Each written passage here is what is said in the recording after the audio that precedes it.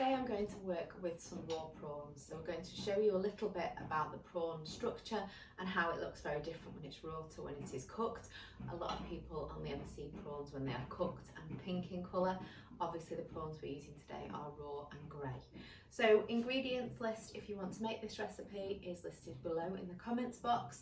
But we're using prawns. Obviously the recipe can be used with cooked prawns as well and just doesn't require as much cooking time.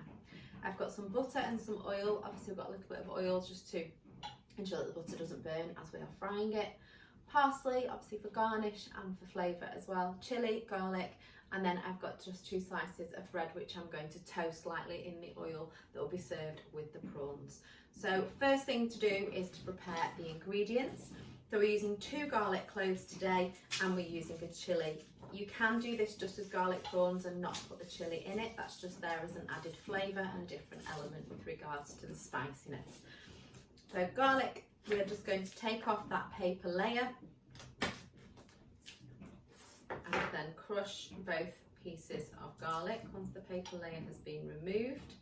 And the chilli we are going to dice finely, just being careful because obviously the juices from the chilli can then get into your fingerprint, into your pores, and then you can end up touching your nose or your mouth or your eye afterwards, and it can create quite a sting. But we just want to make sure that if that does happen, you're just rinsing it with lots of water. It's not going to do any permanent damage, but it will hurt for a little bit. So if you're using a knife like myself, I'm just going to put a few cuts one way, couple horizontal, and then you are just going to slice as finely as you can using claw grip.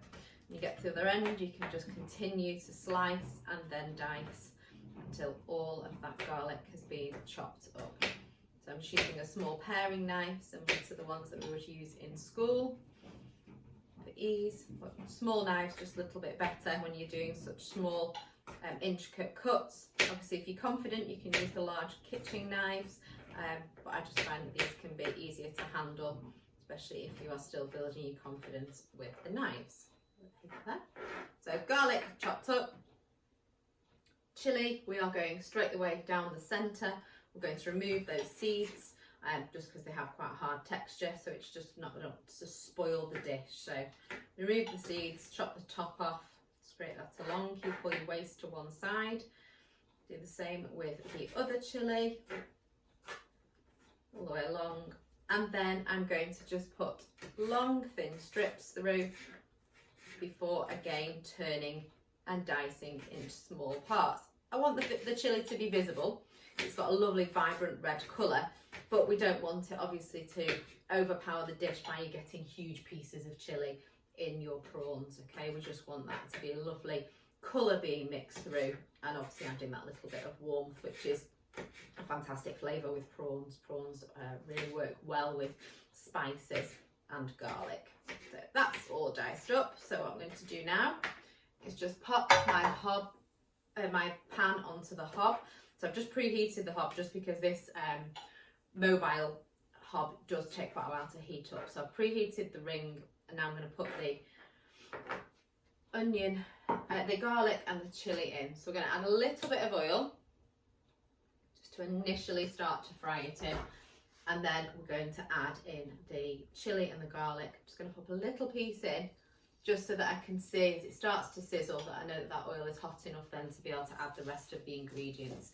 And while that lightly fries, this is a really quick practical, so we've just got to keep going with the filming. So there's no pauses. I'm going to get all of those in straight away, allow them to be coated with the oil.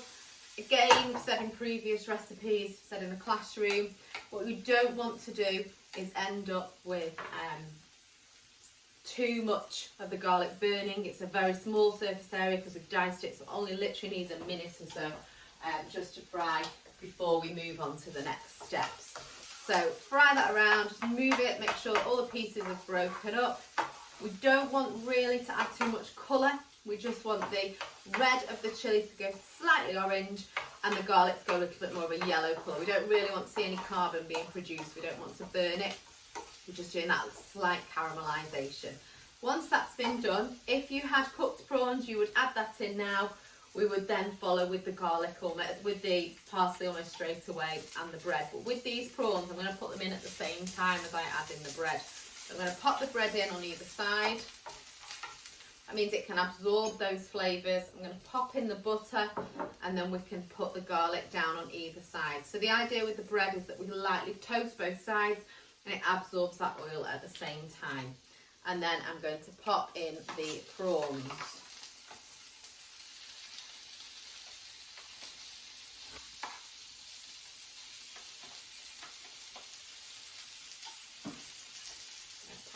In on either side, just trying to fit them around the bread. We don't want the bread to sit on top of the prawns, or else it won't toast. The butter can start to combine, and with a matter of minutes you'll see that the prawns will go from that grey to the pink, and they will be fully cooked so quickly.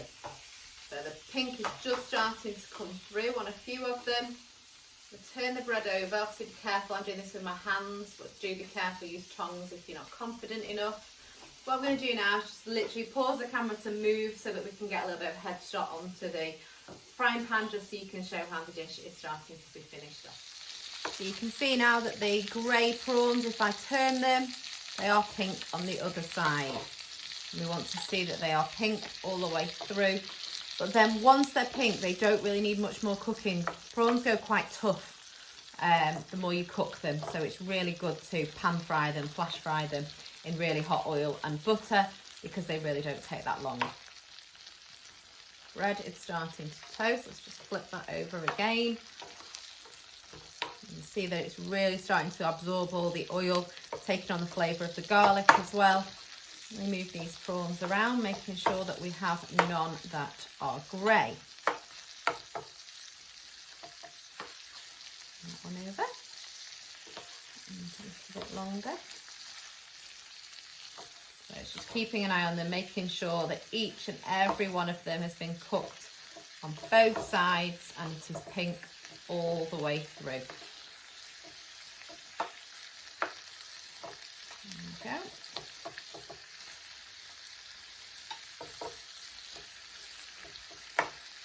As you can see, lovely colour coming through now in the dish. These tiny little bits of grey that are left are now starting to turn pink as the prawns cook thoroughly. Ready to take out in another minute or so. And what I'll probably do is just leave the bread for a tiny bit longer, just to toast thoroughly without the prawns in the dish, and then they can be served together. So pop them through, and then I'll show you the finished product as it is presented. That is as simple as it is. You can flip these over until you know that both sides have been toasted thoroughly. For the final steps, now that those prawns have started to go pink, they've added all the flavour, they've taken on all the spiciness of the chilli and the garlic.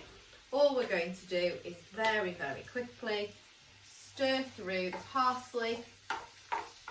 Amazing garnish, but also a lovely fresh flavour. And then I'm going to pop the prawns into a serving dish. The butter can follow with it. And then all I'm going to do is literally sit the toasted crouton style bread down the sides, pop any extra bits of chilli on, and finish that with some extra parsley to finish. I'll put a photograph on of that for the end for you.